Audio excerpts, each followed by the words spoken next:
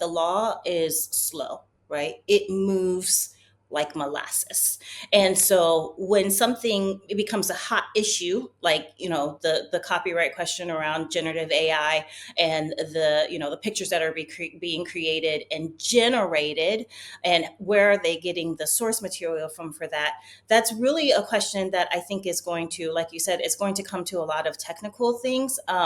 But it's also just that it takes the law time to figure that out. And so I think you're right. The answer is it depends.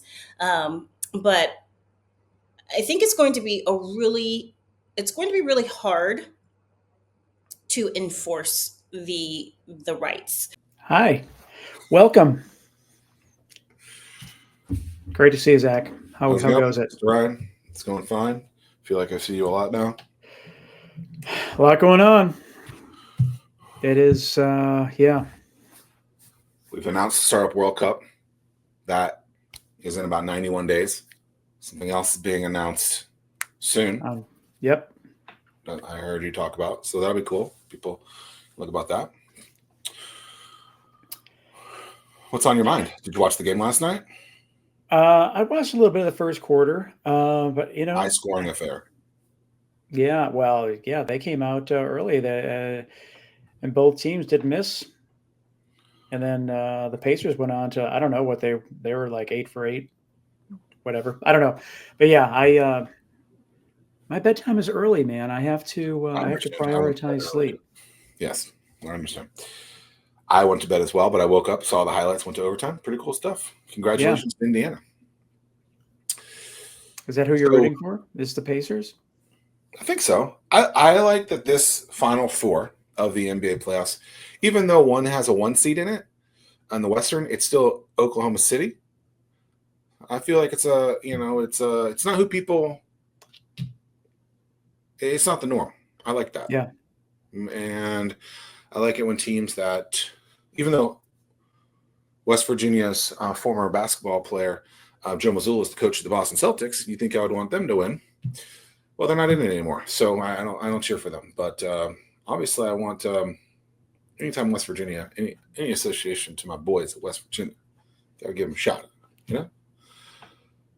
I think I've coined a new term, a new phrase, a new catchphrase for today's guest. When I first saw the form come through, which we ask all of our guests to fill out, just gives us a little brief on who they are, what they want to talk about.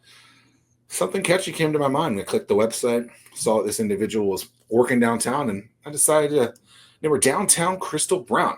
And about 94 seconds ago, I asked her, maybe 3 minutes and 94 seconds, I asked her if anyone had ever called her that before. What was the answer? And the answer is no. I've never been called that before, but I am very much digging the name. Well, I do have a tendency to be the creator of things. Well, that's there we disgusting to even say, to May 22nd. We're already at Christmas. It's already 2026. It seems like, Wally World's got the Halloween stuff up for 2027. I mean, this is just crazy world. But now, broadcasted live, it's recorded forever in history. That's right. Downtown Crystal Brown, coming to you live right now. That's May right. 22nd. That's This right. is the moment. This is the creation of my new catchphrase, which may or may not need to be trademarked. Episode 262 of the Fervent 4 show. Okay, so trademarks are interesting, and we'll get into the business side of everything in a little bit. But trademarks are interesting. There was a company associated with for a while, and I want to think 2013 timeframe. Their name was Carry Norfolk, Carry Norfolk, and they were like a bicycle delivery service for like your DoorDashes, your Grubhubs, your Postmates, things like that. Actually, they did a lot of legal services where companies would need their paperwork to be moved from one place to another in different buildings, and so they would, on their bicycles, they would transport them down the street. The name was Carry Norfolk. Couriers, just like in New York City. Yeah. Yes. They didn't have they didn't have the bird scooters. These guys are like using real power. They would have their little. Didn't they have trailers on the back of their bike too? Oh, sometimes they had trailers. I remember It wasn't Williams Mullen. It was what's the one in the SunTrust Truist building on the where is Chuck McPhillips' work? I can't think of where that is. What that is. But they used to move so much stuff, and so they had these trailers that had to have been a yard long, probably 2 feet wide. They'd fill those suckers up, boxes, and then just take them out. But I remember hearing that Cary, Norfolk, there was some issues with the trademark world. Yeah. Common word or something. That's right. That's Exactly. the challenge, right? Yeah. So knowing that downtown Crystal Brown has that common word in there, is that something that you think could be trademarked? Like, where are we in all of that? Yeah. Right. So it's an interesting thing because like you said, with the Cary Norfolk, when you want to trademark something, it has to be distinguishable from other words, right? So Cary is just a common word, and Norfolk is the name of a city, so you can't really trademark that. And so that is a situation where they would have needed to put something distinguishable about it in order for them to have trademarked that. Now, downtown Crystal Brown is interesting because downtown is a common word, but also, like I tell people all the time, my name is Crystal, like the stone, and Brown, like the color. So all of those words are actually common words. On the flip side, Crystal Brown together is my name. And so I do have the ability to, have some protection over my name and how it's used versus lowercase Crystal and lowercase Brown. So I think if I were to trademark it, I probably would actually trademark like a logo or a design to go with it. And that would be the part that would be protectable, the logo, the design, maybe not necessarily downtown by itself or Crystal by itself, and definitely not Brown by itself. Well, I'm glad I'm not the only old one, because when we first established this before we went live, I had mentioned downtown Julie Brown from MTV. So would that prevent you from being able to trademark that because it is so similar to? Well, that would depend, because when we are looking to trademark something, the first thing we have to do is a trademark search, right? To see what's already been trademarked. So is downtown Julie Brown trademarked? I don't know. I could do a quick search for you to see, but that would be the first thing. And if it's not, then of course it would not prevent me from trademarking, because the trademark doesn't exist. So the thing about trademark is, if it's not registered, I don't have to be worried about having any sort of like conflict with it, even though she used it. How do people like Taylor Swift trademark so much stuff? Yeah. So, I mean, well, her name for starters, right? Like, so you have a right to your image, your name, who you are. Like, someone can't go around and be like, I'm going to trademark the name, Taylor Swift or anything like that, because that's somebody else's. Just like her image is the same way. You can't trademark a picture of her because it belongs to her. It's her proprietary. I mean, like even back in the day, like didn't Paris Hilton like trademark like "that's hot" or something? I don't know. It's wild. Yeah, trademark is interesting, and it's even more interesting because there's the concept of having marks that are too similar, but you also have to think about what category you're trademarking your mark in, because there's different classes, and so there's that aspect of it, and it's just even like the likelihood of confusion. The example that I always talk about, and we're going way back here, but Coming to America with the McDougalls, and he says, they have the golden arches, but I have the golden M. And I always think about that when I talk about trademark. We're going way back on this. way back. But that's like the best example. That's the best example. They have the golden arches, I have the golden M. But really, there's no way that trademark would have worked, because that's definitely likely to cause confusion. Do you think Budweiser back in the day, maybe it was Bud Light, I think it was Budweiser, the thing, do you think that was trademarked, or like the amount of S's in there? No idea. I have no idea. You guys are asking some questions that require. I was wondering if downtown Crystal Brown is like treading, like, is this your specialty? If we've not already determined the fact that you are an attorney and you even specialize in this part of the law. Tim. I did start it. That's right. You're right. I did start it because I was like, well, can I protect that mark? And I only said that because you said I'm the creative one, and I was like, yes. Throwing it back at me. Who owns that mark? But who owns the mark? Is it my mark now, or is it your mark because you created it? I'll take 10%. I'll take 10%. I just need a little royalty. Yeah, But a little no, slow. I to agree. answer the question, yes, I do. I do some work with Trademark. I think that's like a big, because I do like to focus on small business owners, entrepreneurs, and creatives in the community. That's usually who I'm talking to. Trademark is the number one question that comes up all the time. I get questions about contracts, I get questions about business entity, and then it's should I trademark? Do I trademark? How do I trademark? Can I trademark? Those kinds of things. I get that a lot. And what is the answer you tell startups? When is the best Oh, time? So like you start with like yeah, nothing. You're not right. generating revenue. Do you take that first $1,000, $2,000, whatever, to trademark? Yeah, probably And or not. yeah, okay. Well, yeah. So Probably answer not. that question Yeah, for us. I think that so. So one thing about lawyers is almost always the answer to everything that you ask them is it depends.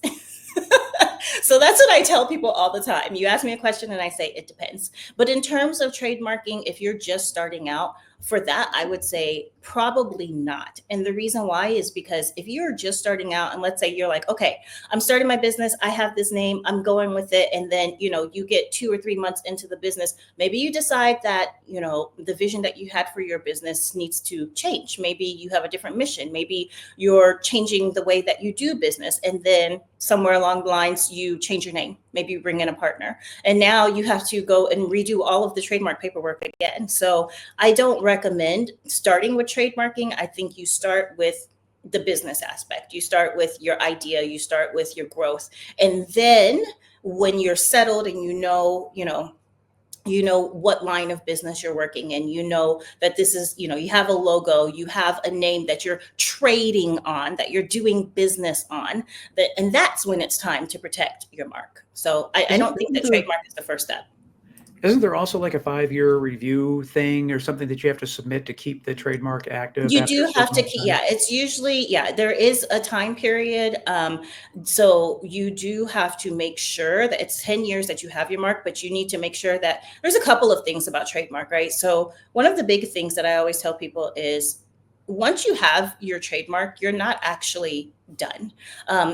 Getting the trademark is just the beginning because it's also your job to police your trademark, which means that if someone else is using your mark or using a mark that's similar to yours or abusing your mark, then it's your job and your responsibility to reach out to them and ask them to stop. So it's the government's not going to reach out on your behalf. There's not like trademark police who are just like, always like looking at things like, oh, this person's violating this trademark, this person's violating that trademark. It's your trademark and it's your job to protect it. So once you have that mark, you actually need to really be vigilant about making sure that others aren't using your mark, that you are, reaching out to people that may be abusing your mark, and then of course keeping up with your trademark registration, because you're right, it could expire without you knowing, and someone else could take your mark, and that would really stink for you.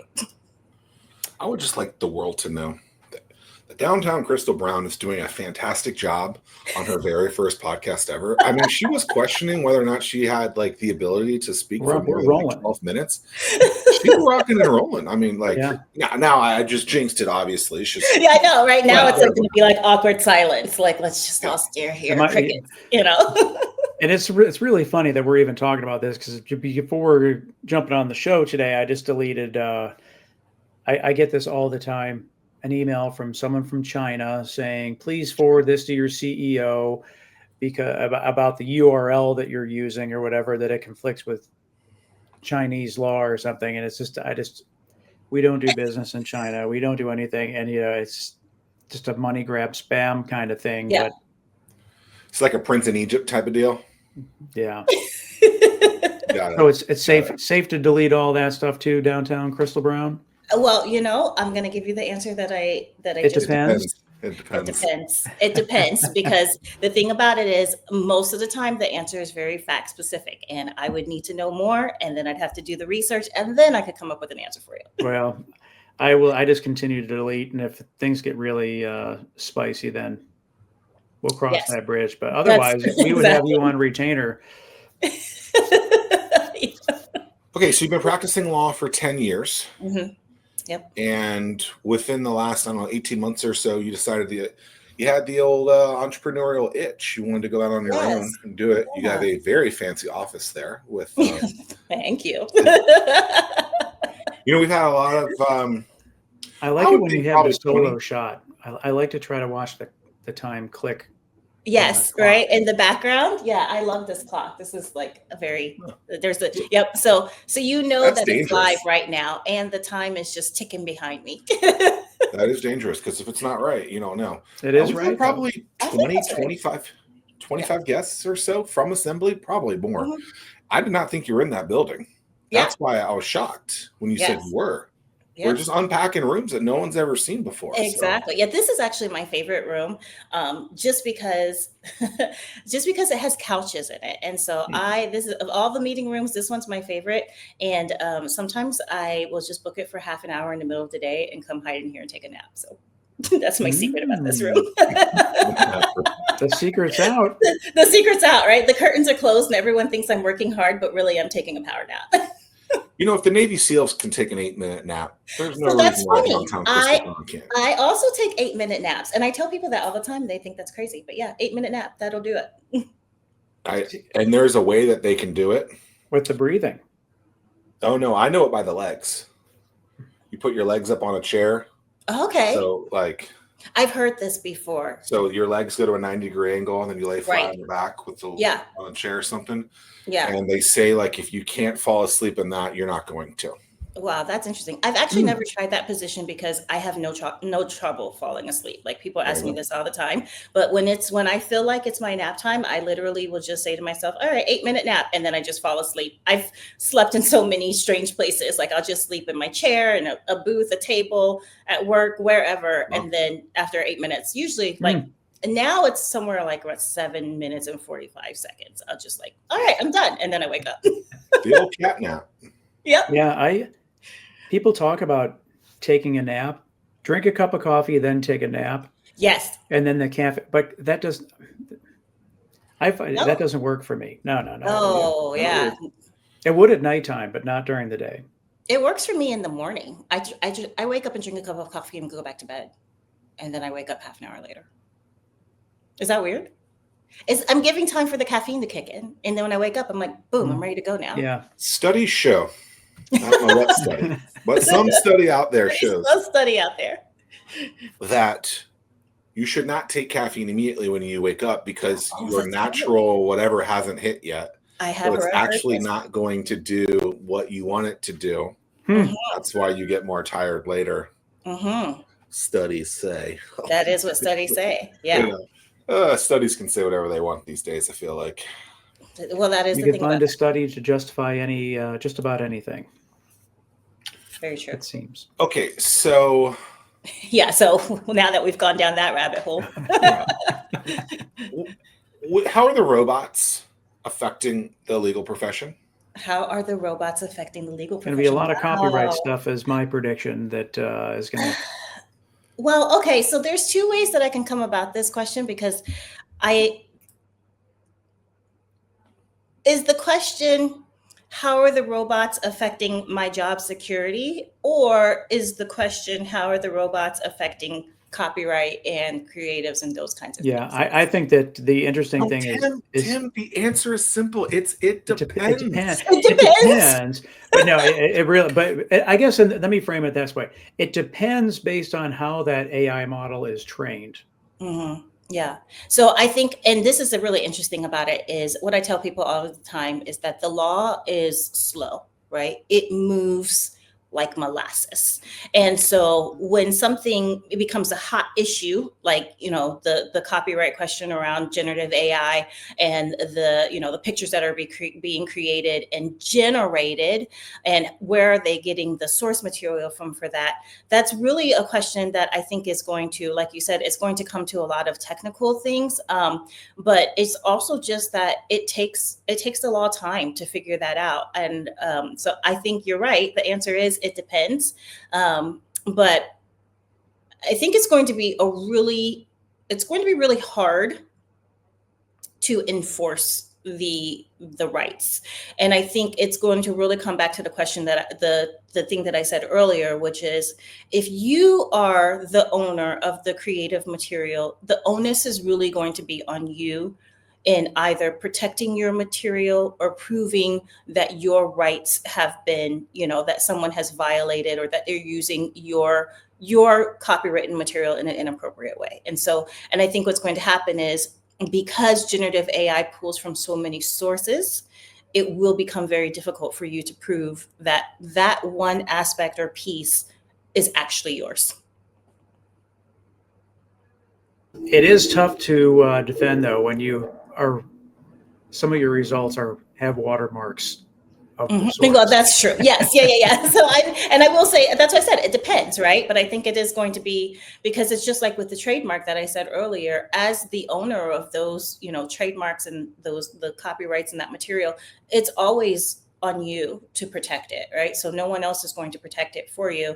So you'd have to be the one that's vigilant about looking and seeking, is my material out there? Is it being used inappropriately in a way that I don't want it to be? And then what steps do I need to take? Who do I need to reach out to say, hey, stop using my material? So with that, I always felt it was hard, maybe for any business other than like super huge businesses, to have copyrights, trademarks, patents, things like that, because they don't have the capital to combat it. And because yeah. And I mean, I'll say this, which is, especially with copyright. So the thing about copyright is, and what makes it different from trademark is, copyright is a protection that you use for something that you have created, right? So a song, a book, a work of art, something that was in your head that you put into an actual tangible form that can now be experienced by others. When you create that tangible form of that item, it's already protected. You don't have to register. You don't have to copyright it for it to be protected. It's protected in the moment of creation.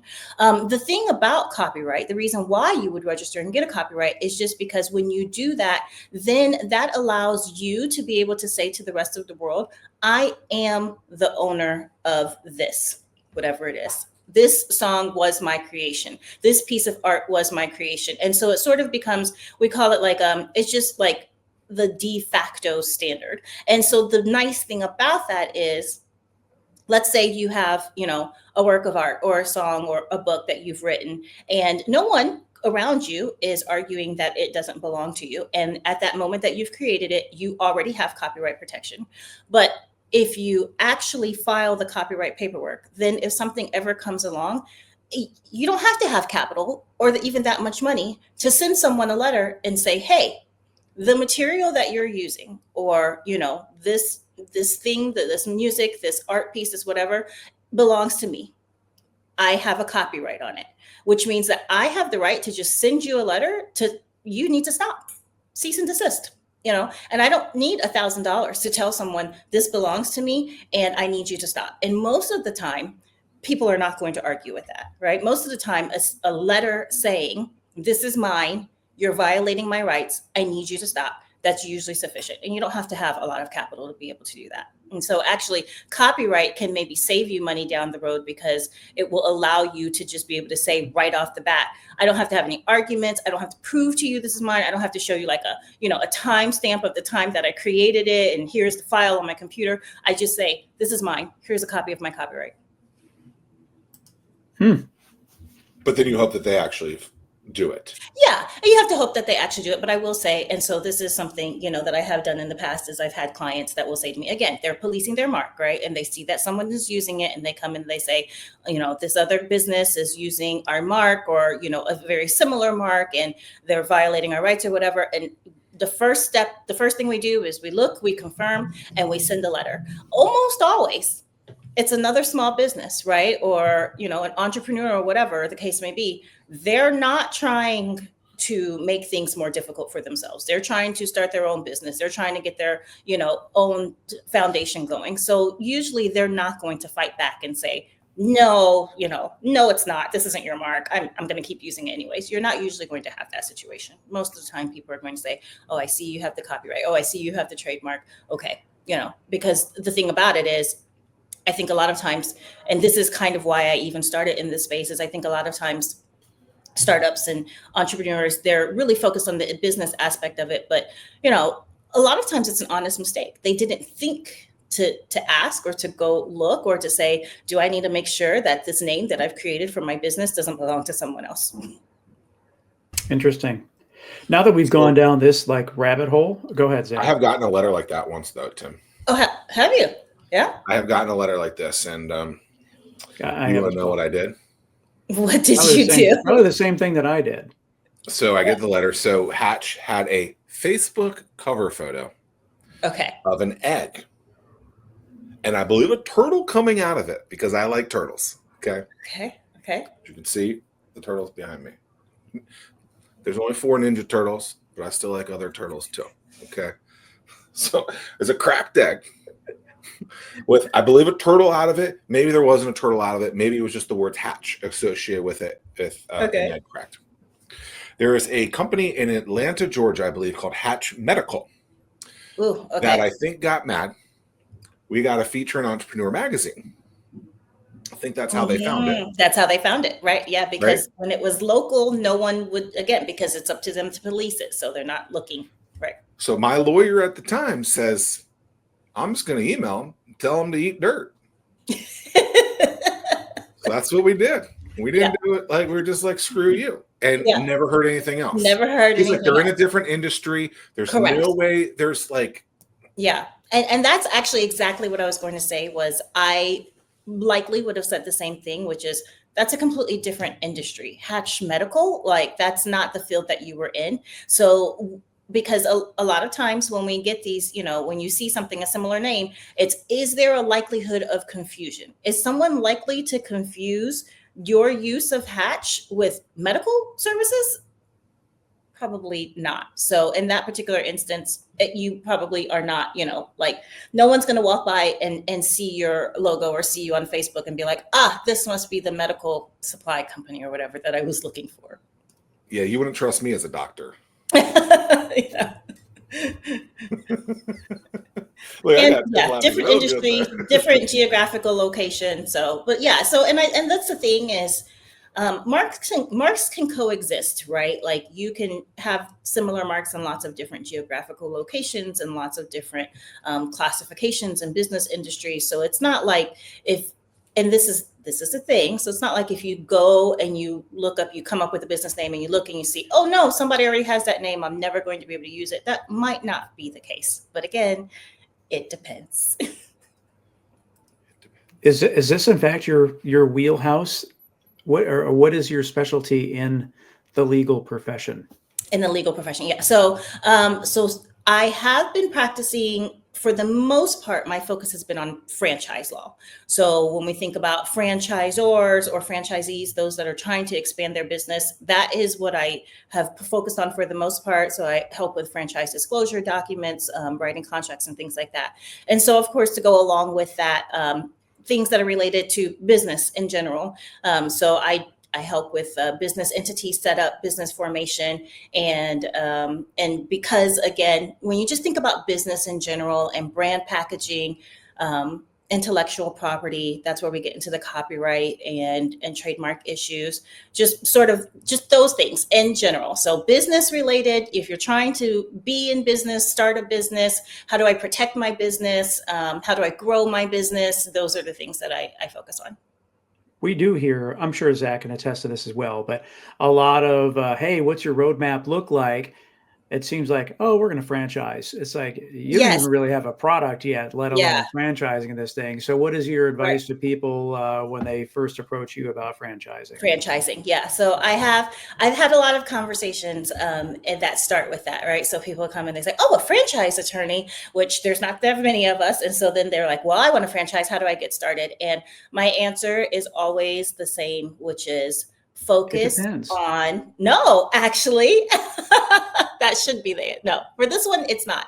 If you are a sole, like you have your own small business or you're starting up, and yes, your goal is to franchise, the best thing you can do for yourself right now is focus on growing your business and developing a business system that is successful. That's what you need to do. You need to develop the systems. You need to have a stable business plan, a business model. You need to show that your business can, can be successful, that it can endure, like, economic situations, that there is a potential for profit, because having all of that in place is what you need to have first before you can even franchise, right? You can't think about franchising if your business model is not successful. You can't think about franchising if the one and only location that you have is in the red every year. Who's going to buy your franchise? Nobody. You can't think about franchising if you don't have systems in place, if you can't replicate the way that you do business in another location. Like, what would be the point of that? Like, if I have, a business where I know what I'm doing, like, let's say I have a restaurant, and everything on the menu is a secret recipe, and only I know the recipe and it's in my head.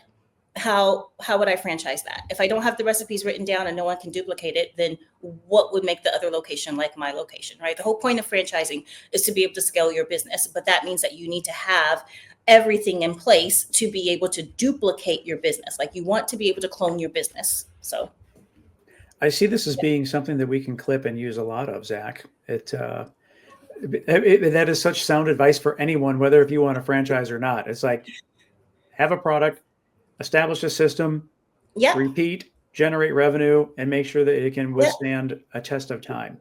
Exactly. And then think about franchising. Yeah, the only thing that I would add to that, and I think everyone should do this, and I really didn't grasp it until I started doing some like running races and triathlons, is really documenting. Yes. Because trying to remember later what the hell you did is very difficult. Exactly. And look, it's tedious. It's very annoying.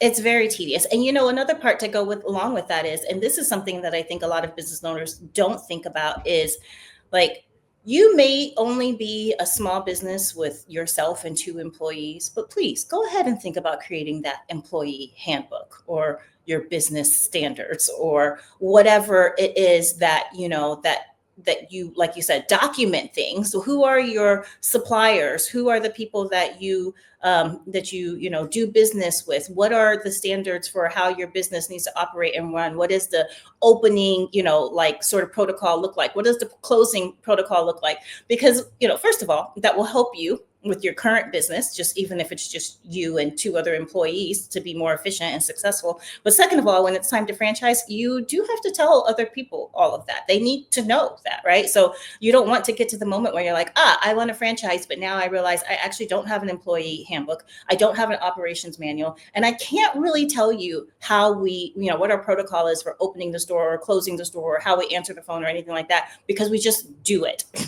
but nobody has it written down anywhere. It's great advice. I think it's even good for yourself. Yeah. Right. To just know, like, hey, like, this is the expectation. You're going to work 9 to 5, Monday through Friday. Right. I don't want you working on the weekends. Exactly. I really don't want you working 5 to 9. Like, we're going to come in. This is how we're setting the standard. This is how I'm setting the standard for myself. Right. Like, I find that a lot of entrepreneurs feel like they have to work 80-hour weeks, feel like they have to hustle and bustle. But then if you really break down their calendar, you're like, well, there's a lot of wasted time in here where you're not doing what you should. I've done this in the past myself. That doesn't mean there's not outliers, that something between 5 and 9 can't happen, that there can't be something on a weekend, because those things are absolutely going to happen. But these people who do that because they feel like they have to, but they're burning the midnight candle or whatever that line is. Yeah.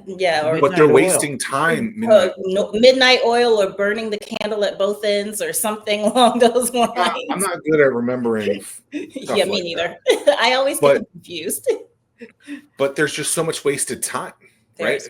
And if you think about it, I think some calendars start at like every meeting's an hour or 30 minutes. And to me, it's like, if this conversation can be 2 minutes, like, I think it should be a 2-minute conversation. Right. About 10 years ago, I came up with this concept called the 50-10 challenge, where a lot of people were like, well, I want to meet a lot of people, but I can only do 8 meetings in a day. I'm like, 8 meetings? Yeah. Why do they all have to be an hour? What if you were to have 50 10-minute conversations with people, you can learn a lot from that. And you could do that 2-3 hours a day, and that's 15, 20 conversations. But because you're like, how much of that hour-long time? I know this is an hour-long show, Well, and but I like how yeah, but this is just, like just I like that so Google much waste. established a monetary value in the yeah, calendar too. What do yes. they do? Is it 30 minutes? Well, no, there's You just something in the side where you can look to see how much this meeting cost. Yeah. And I mean, I will say Really? that is something that I think about. Like if I'm, scheduling to do something for an hour that I'm spending doing that is an hour that I'm not spending working, right? And then if there's drive I'm time a in there, lawyer, so it's billable hours for me, right? So I do think in terms of like this hour is costing me this much money. So, but I think that we should all, right? And this is the thing about it is, in a way, I guess I am my own entrepreneur because I do have my own business. So I'm just in the same boat as everyone else that I'm helping and having conversations with. And so I think that it's the same for all entrepreneurs, which is that you really need to understand that your time is such a valuable asset and you cannot get it back when it's gone. And so you really do need to be thinking about, am I using my time efficiently? Am I using my time wisely? Am I realistic about my time? So like, for example, you were talking about the 1 hour meetings and having 8 of them in a day. But I know for me personally, that would never, ever work because I need downtime between my meetings, right? So I can't have an hour meeting followed by an hour meeting followed by an hour meeting. I need a 45-minute meeting at most because I'm going to need 15 minutes to collect my thoughts, take notes, send a recap email, so forth and so on, and then have another hour meeting. So like just being realistic with your time and how you're using it and how much time things take. Because like you said, drive time, travel time, eat time, nap time, like all of those things are going to come in 7-minute nap between time. it. So Yeah. so I do, you're right. Like it's just, it's really important to be aware of your time. And just like you said, setting a system for yourself that says, I do this from this time to this time, right? And that's why I use Calendly for me personally, because I do have rules in place that I Right. can't have back-to-back meetings. Yep. Yeah. Yeah. Because I Where's do this need. calendar thing that you talk about with the money value? That's cool. Google has this? Yeah, I'll take a look at it. But and show you. But that's one of the things that like when I sit at a meeting, like mentally I'm like, I obviously don't know what people's salaries are, but like I'll go around the room and I'll think, all right, you scheduled a 2-hour meeting and just going around the room doing some mental math and I'm like, is this meeting really generating this much value based on my guesstimate Right. of how much Yeah. it costs? The literal meaning of time is money, right? Time is money. And are you using your time wisely? That's such a big thing that I talk about all the time, and just being efficient with your time. So, but yeah, I think that and actually to circle back to what we were originally saying, and the time is a lot of times business owners and entrepreneurs, they don't want to take the time to do those like employee handbooks or operation manuals or systems, like creating systems and putting them in place because they take time, right? And so they're like, well, I don't have time right now to create that manual or that handbook. I'll come back to it later, so forth and so on. And what I always try to say is developing systems on the front end will save you so much time on the back end, right? It's worth it. It's worth it to take the time to create that operations manual or that employee handbook. Because if you can take an hour to create an employee handbook, and then in the long run, that saves you 8 hours from having to spend 1 hour talking to each new employee that you hire. Yep. You have saved time. You're going to be successful in the long run. So setting up those systems, and then that will save you time later if you're thinking about franchising and you're like, they're saying, your lawyer, whoever's saying, I need all of these different documents. You can be like, I already have them. I'm ready to go, right? I'm solid. A way to do this in an easy way, I think, is to open up just an email or a notes app, press on your phone the either the record button or just the dictation button, or I think it's dictation, right? Yeah. And then just talk what you want, and then have notes. Obviously, it stops at some point, but just do that a bunch. Because when I would write the books that I've written, that's a lot of the stuff that I would do. Yeah. Because I can't type very fast. Yeah. I'm a human. I think I type like 42 words a minute. I'm not lying, Tim. It's crazy. Let me share something actually that just happened recently. So I serve as, in addition to having my own business, I work as of counsel for like other firms. So basically, if other firms have a client, maybe they don't necessarily do corporate law, or they have a client who has a particular business law need, then I can help them with that. So I was sitting in, so one of the firms that I assist with, they have an internship program. And so I was sitting in on the internship meeting, and it was a virtual meeting. We were onboarding the new interns, and we're telling them, these are the expectations. This is why we have the program. Here's what we expect you to do, blah, blah, blah. So like an onboarding meeting, 1 hour, right? And so the meeting was online. And so I actually it was on Google Teams, and we turned on Gemini to take notes and do a transcript of the whole meeting, right? And when it was all over, the other attorney said, man, I wish I had recorded that, because then in the future, when I onboard interns, I can just, say, hey, watch this video. And I said, okay, well, we didn't record it, but here's what we can do. And so I took the notes. I had Gemini take the notes in the transcript, and I said to it, create for me an intern onboarding handbook for the future. And it did. 6 sections. I told it all the sections that I wanted, and it summarized everything that was said in the meeting. And so now in the future, when we have a new intern, we can just be like, here's your handbook. So you don't have to type anything. I love that. I have a question regarding the same thing. How does that apply to board meetings and recording board meetings? Is that like a no-no? Yeah. It depends. It depends, right? Because when we think about the use of AI for taking notes for board meetings and things like that, and even like in law firm, in the use of generative AI, you do have concerns about confidentiality, privilege situations. Are you saying the names of your client in the meetings and things like that? Because you have to look the terms and services of the terms of services of the AI platform you're using, right? If they're keeping that, if they're recording that, if there's a possibility that can be exposed, then that could be a no-no, right? There could be some issues, because now you might be breaking, privilege, you might be exposing privileged information or breaking client confidentiality. So I think it depends. And I do think that there are ways that a board could have a meeting and use the note-taking feature, and still, be like kosher and all good. But I think that every group needs to have that conversation about how can we have meetings and maybe still use AI, or how can even like legal practices use AI in a way that's still ethical. So. Yeah. Why? You got something completely different. Go ahead. Sure.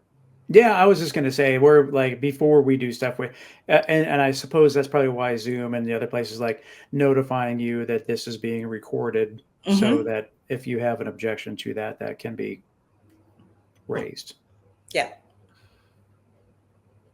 Why are lawyers expensive? Why are lawyers expensive? I love that question. And and this is the answer that I love to give, which is that you're not paying me for the time it takes me to write your contract.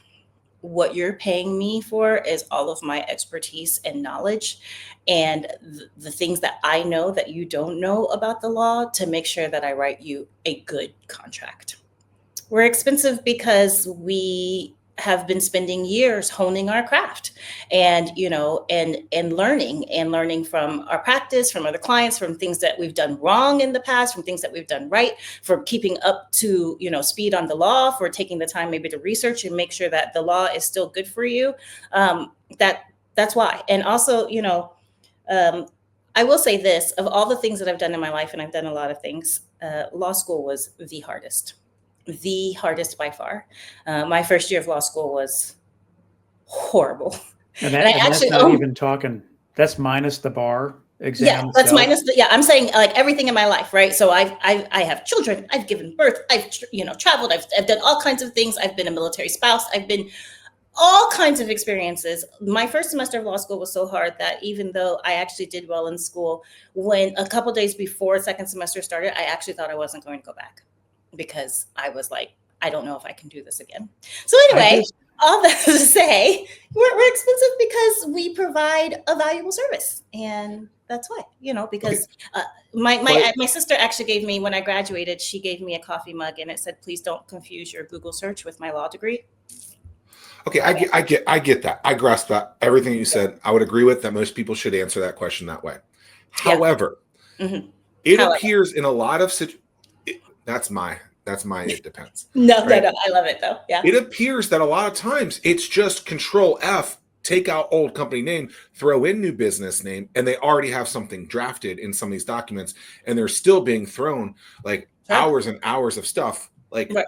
that seems like something that shouldn't be that expensive, but then Well, and so here's the thing, because I don't disagree with you. Like I have a lot of contract templates. I do typically reuse them once and actually for a good portion when I first started at my old firm, what I actually did was I would just make master templates of contracts, right? A purchase and sale agreement, an independent contracting agreement, or whatever kind of agreement, and it was just sort of like this master form. But the thing about it is, and this is actually relates to what I was just saying earlier, is everybody's situation is different. And what you need in your contract depends on who you are, what you're trying to do, and the context of your business, right? So yes, it could be that all I have to do is copy and paste and, Command F, and I'm just replacing names or something like that. But there could be something more that you need. You could have a particular business situation. You could have like licensing issues. You could have something that you don't even know is something that you need to have in your contract. And that's where the lawyer comes in, because I can say to you, okay, I understand that you want this licensing agreement. You've told me that, and you think that that's all that you need, but I want you to tell me more about the context. What more is there that we need to know about? What is something that maybe you didn't even think about? Like maybe the business entity is not established correctly. Maybe there's someone else who has a right to this mark that you didn't mention to me, and that if we hadn't put that into contract, your contract would have had issues in the future. So it's those kinds of things. It's the parsing of the facts. It's okay, yes, you need an independent contractor agreement. You need a purchase and sale agreement. You need, an operating agreement. And you could get any of those things online. You can Google them. You can have ChatGPT write it for you, sure. But the thing about it is neither Google or ChatGPT will have a conversation with you specifically about what your business needs, what you might need protection from, what you may have not even considered or thought about because you don't realize that there's a law that relates to that. And ChatGPT and Google aren't going to put those contract clauses in for you. And I will, and lawyers will. All right. Send me a bill. With all that said, what is the most common mistake that a startup founder makes when they start a new venture? I think probably the thing that I noticed the most is that founders are really, really passionate and enthusiastic about getting their business off the ground, right? So they're thinking about their business plan. They're thinking about their potential clients. They're talking to people and networking. I've got this business, come work with me. I have this service and that I can offer you. And so all of the business aspect of it, which is great. And they're passionate about that. And that's why they're starting their business. And I love that for them. But a lot of times that means that they're so focused on those things that they're not thinking about, for example, the fact that they're a sole proprietor when maybe they need to be an LLC. Or they're not thinking about the fact that they've gone into business with their two friends and it's a partnership, but there's no partnership agreement, which means that if something goes wrong, it's going to be real messy down the road. A lot of times people jump into the business portion of it, of developing their business, of growing their business, but they're not thinking about how have they established their business? Do they have a strong foundation? Are they making sure that everything is established correctly, legally speaking, so that 10 years from now, 5 years from now, 2 years from now, they're not coming to see me because they say, well, we had this great idea. My friends and I we started this business and we're a partnership, but now things have gotten rocky and I want to sell and they don't want to sell and so forth and so on. But we don't have any paperwork and we never talked about what we would do if this happens. Now, what are your thoughts with operating agreements having an expiration date that forces the partners to rediscuss and do a it gives you the opportunity to amend it, make changes, and do those things. Keep it as is. Yeah. Yeah. I think that that's a great idea. So I often say to clients all the time, I say, an operating agreement is just a business prenup, right? Things are great now and life is good and we're in our honeymoon phase. But just in case things go wrong later, let's just go ahead and be prepared for that. Let's think about that. Let's have that conversation, right? And so I think it's great that if you have an operating agreement that requires you to look at it every couple of years and reassess and say, where are we? Are we in the same place we were 5 years ago? Because think about marriage. Nobody's in the same place, 5 years later in their marriage than they were when they first started. So I don't see a problem with that if everyone's in agreement on that. Yeah. What's your take on equity? I would What's think my that take on equity? another common mistake would be issuing equity Yeah, to too many people way too fast. Mhm. Yeah. My take on equity is there anything else you can do first? Anything else, right? Because yes, I understand that right now you're trying to grow your business and you need the capital and you're convinced that the capital is what you need to grow. And I get that. But you also don't know the potential of your business just yet. And if you're just giving away pieces of your pie, like without even realizing like how much you could grow or earn down the road, is it worth it? So my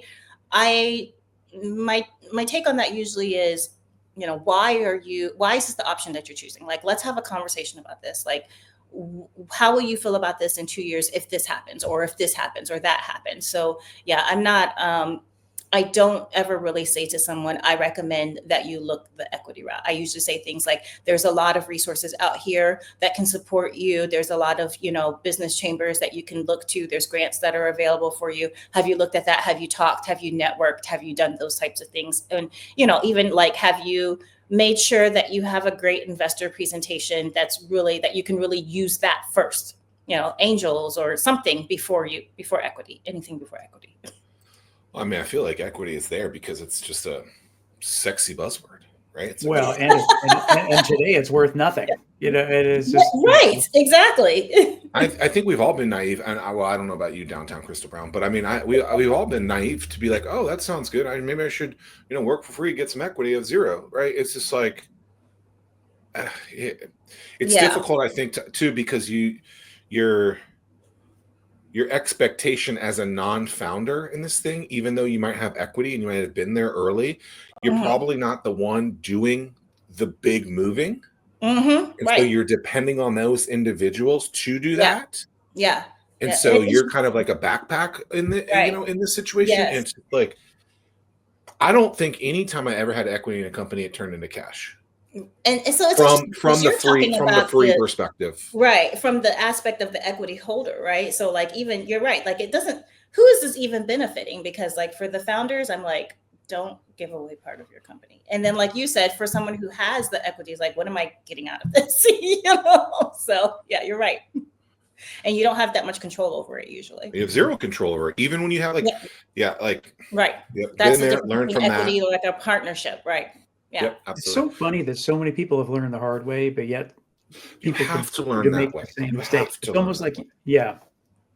So this is interesting because like that's actually one of the things. So, yes, I am a licensed attorney, and yes, I do offer, services to businesses, but my real passion has really been in just having conversations and workshops and in panels with just like small business owners and founders and entrepreneurs. Like, I just want to share this information where I can, because these are things that I think a lot of people aren't thinking about. They're not thinking about entity setup. They're not thinking about protecting their intellectual property. They're not thinking about equity and how that may impact their business in the long run, or operations and procedures and systems and things like that. So I've really been actually just like, this is actually why I started my consulting firm, not necessarily to have clients, but more so to serve as an educational vehicle to just like small business owners and founders in our community, and just being able to share this information so that maybe if they think, hey, I didn't know about this, but this applies to me, and maybe I need to have some further conversation. Maybe I need to do some research. Maybe I need to Google it, right? So I'm really big on giving founders and entrepreneurs like just sources. Like, I say to them, have you thought about whether or not you need an LLC? And if you do, you can actually do that yourself. You don't need me to do that, but maybe you need me to have that conversation with you to make you think about whether or not you needed one in the first place. So, What is your fastest half marathon time? my fastest half marathon time. I think it was 2 hours and 6 minutes. It's not great. No, I was going to go the other hard right turn. Maybe yours was hard right. I was going to go hard left. I was wondering if you could trademark the scoring of a sourdough bread loaf. Trademark the score. Do you have? Oh, is that like what's on top? Yeah. So I do bake. I have my sourdough that I actually, and so disclaimer, I was making sourdough before 2020. Okay. Okay, So I was wondering. Because I know. So I called them my yeasty beasties, and I actually started like in 2018 or 2019. And so when COVID hit and everybody was like big into the sourdough, I was like, well, that's so crazy, you know. So one of my friends actually asked me to make a video. So there's a YouTube video out there of me somewhere showing you how to make sourdough bread, right? So that was my hobby during COVID.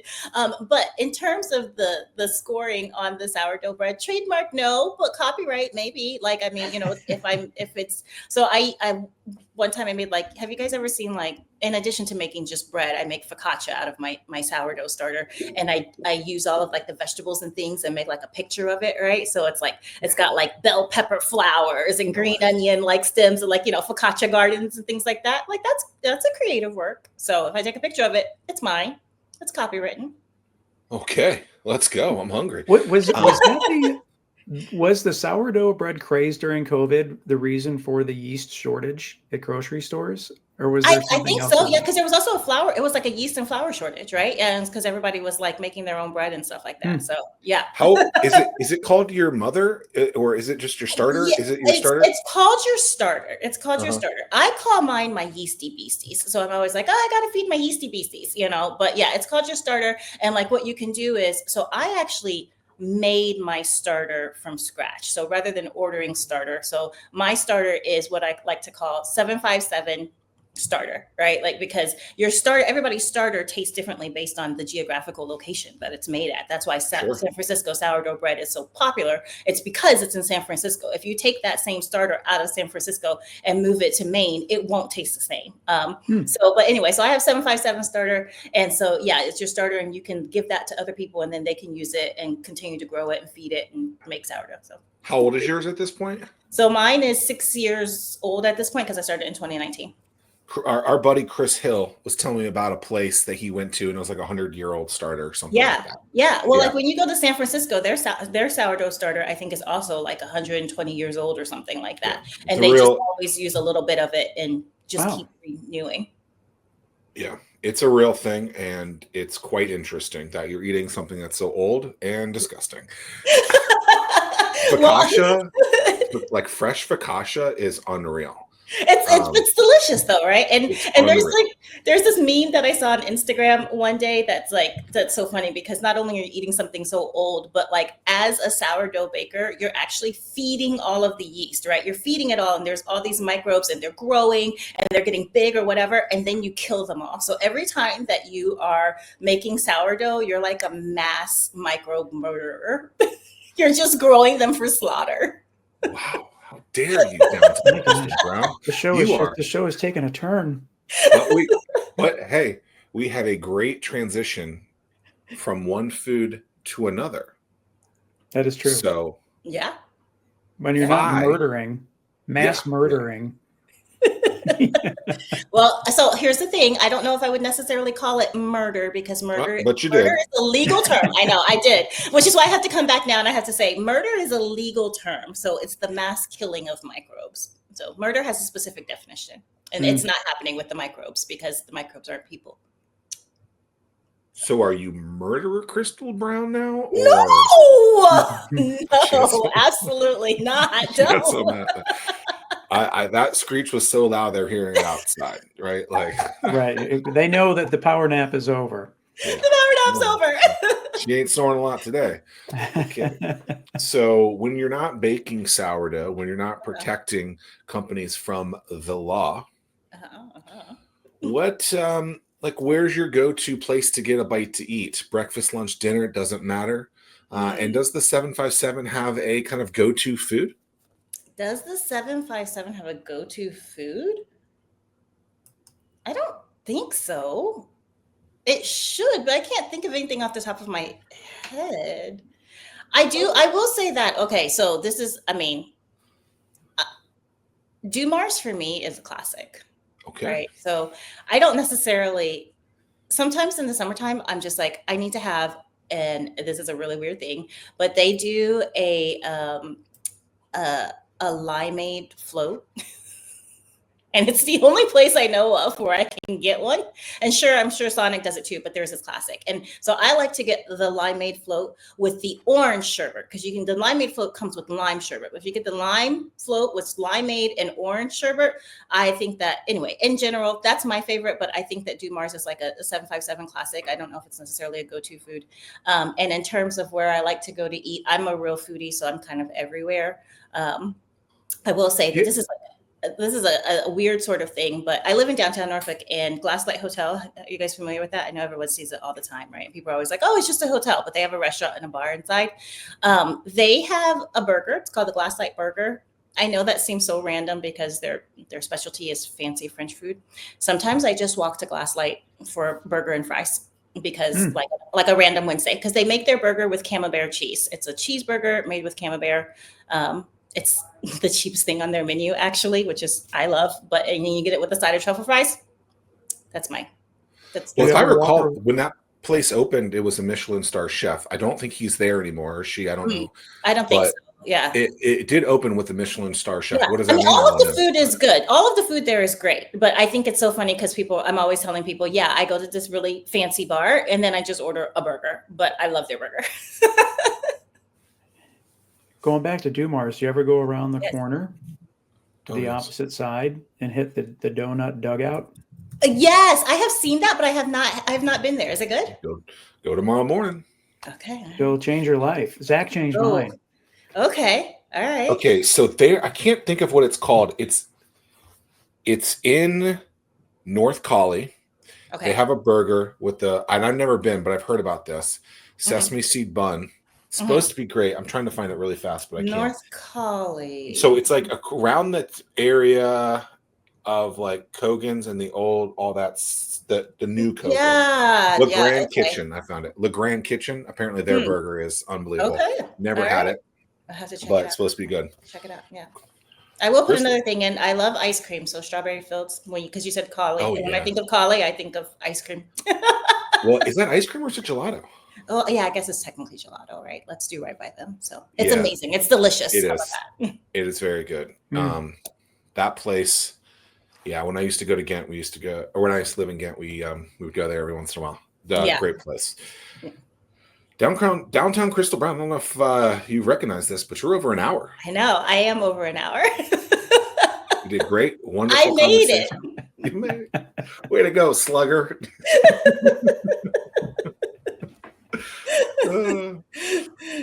I got nothing else to say. Is there anything else you want to say? Because I was supposed to ask that before, but I forgot. We kind of end with like two questions. Yeah. I don't know. Yeah, I don't know. What else is there to say? I guess I would say this, which is, starting a business is exciting. It's amazing. I love the passion that business owners put into it. I share that passion, but I think that also too, I just want to make sure that everyone is setting their passion up for success in the future. Protect your product, protect your brand, protect yourself. That's all I gotta say about that. Sometimes you need a lawyer to do that. So have that conversation. Yeah, I guess on top of that, sometimes you have to slow down so you can speed up. And, that's true. Yeah. Will we see you at the Startup World Cup August 21st at the Sandler Center in Virginia Beach? I don't know. Maybe. We better. Okay, sounds good. All right. We appreciate everything today, downtown Crystal Brown. This is great. It's just muscle memory now. Like I don't even know your real name. It's just downtown. Well, my real name's still in there, so that's fair. I like it. That works. We appreciate your time. This is great. You did wonderful as your first time ever on a podcast. And those listening, thanks for listening. Like, download, subscribe. Peace. So long. Bye.